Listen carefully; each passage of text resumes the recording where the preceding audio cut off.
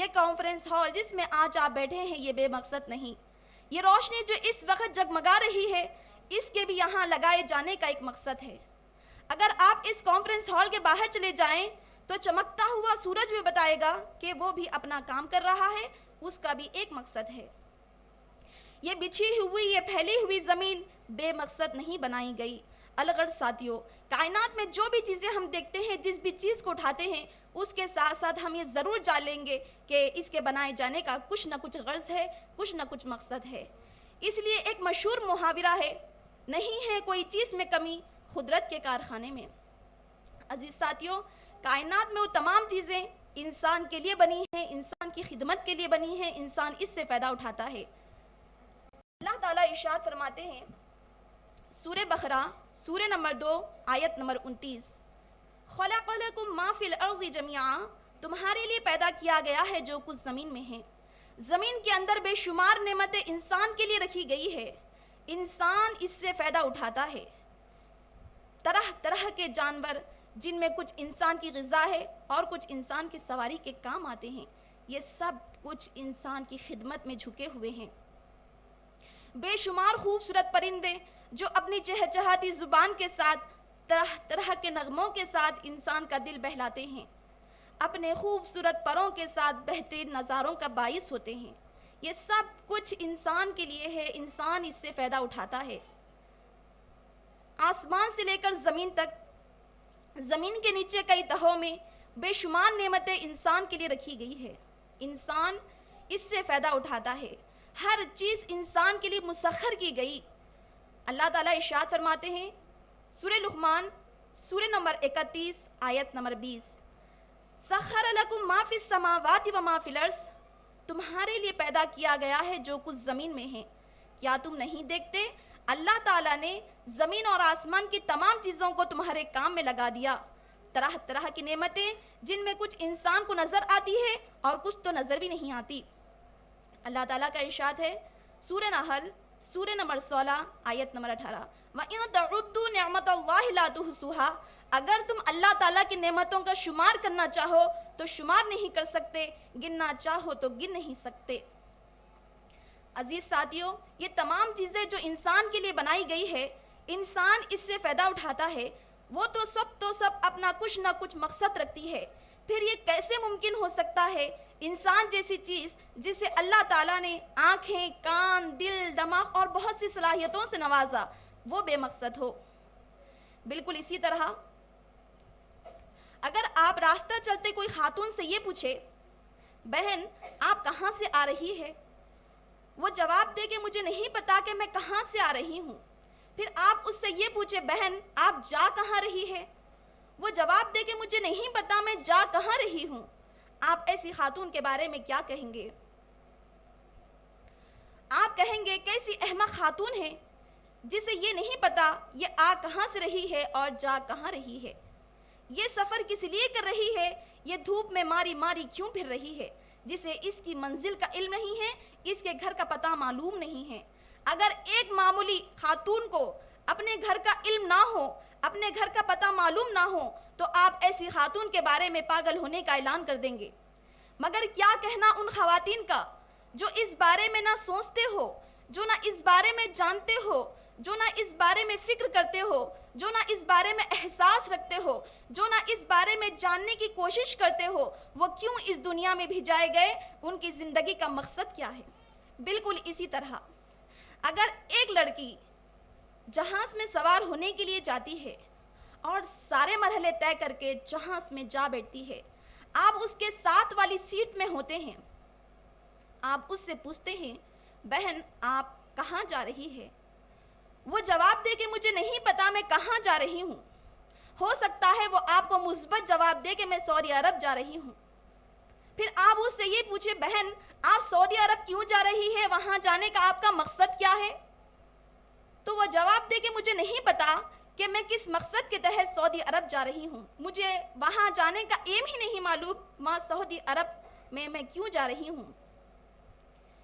آپ اس لڑکی کی سوچ سمجھ کے بارے میں پریشان ہو جائیں گے. یہ لڑکی اتنا مہنگا ٹکٹ خرید کر کئی سو میل سفر کر کے جس مقام پر جا رہی ہے, وہاں جانے کا اس کو مقصد ہی نہیں پتا. پھر آپ اس سے یہ پوچھے بہن سعودی عرب میں جا کر آپ کہاں پر خیام کریں گے؟ وہ جواب دے کہ میں تو اس بارے میں سوچی بھی نہیں کہ وہاں جا کر میں کہاں خیام کروں گی۔ تو ایسے بے فکر لڑکیاں، ایسے بے فکر خواتین کبھی زندگی میں کامیاب نہیں ہوا کرتے۔ بالکل اسی طرح اگر ایک انسان اپنی ابتدا سے، اپنی انتہا سے واقف نہیں، اپنے اس دنیا میں بھیجائے جانے کے مقصد کو نہیں جانتا، تو ایسا انسان اپنی منزل پر صحیح کامیابی سے ہمکنار نہیں ہو سکتا، کیونکہ جو شخص جس مقام پر جانا چاہتا ہے، جس مقام پر پہنچنا چاہتا ہے، اس کے لیے وہ کوشش کرتا ہے، اس کے لیے وہ محنت کرتا ہے، اس کے لیے وہ جدوجہد کرتا ہے۔ ایسا انسان اپنی منزل پر اپنا کام صحیح طور پر کر سکتا ہے، اس کے سامنے مقصد واضح ہوتا ہے، ایسا شخص ہی اپنے مقام پر اپنا کام کر سکتا ہے۔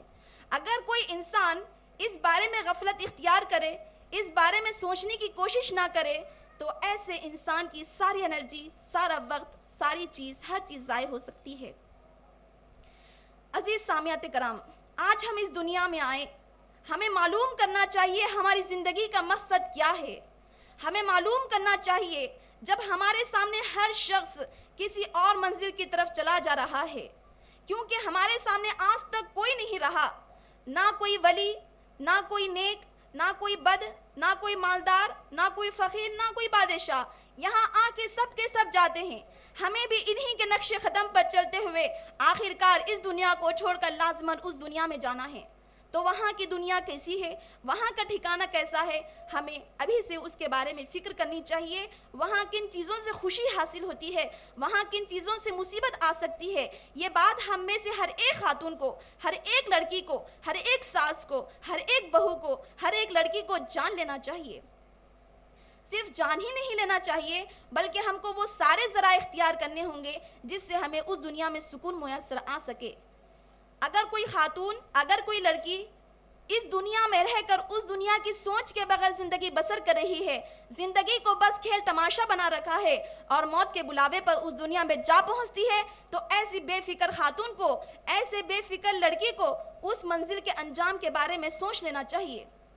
اللہ تعالیٰ ہمیں اس منزل کی طرف احساس دلاتے ہوئے پوچھتے ہیں۔ سورہ مومنون، سورہ نمبر 23، آیت نمبر 115۔ أَفَحَسِبْتُمْ أَنَّمَا خَلَقْنَاكُمْ عَبَثًا وَأَنَّكُمْ إِلَيْنَا لَا تُرْجَعُونَ۔ کیا تم یہ گمان کرتے ہو کہ تم دنیا میں یوں ہی بیکار پیدا کر دیے گئے، یہ کہ تم ہماری طرف لوٹائے نہیں جاؤ گے؟ مَا خَلَقْنَا السَّمَاوَاتِ وَالْأَرْضَ وَمَا بَيْنَهُمَا لَاعِبِينَ۔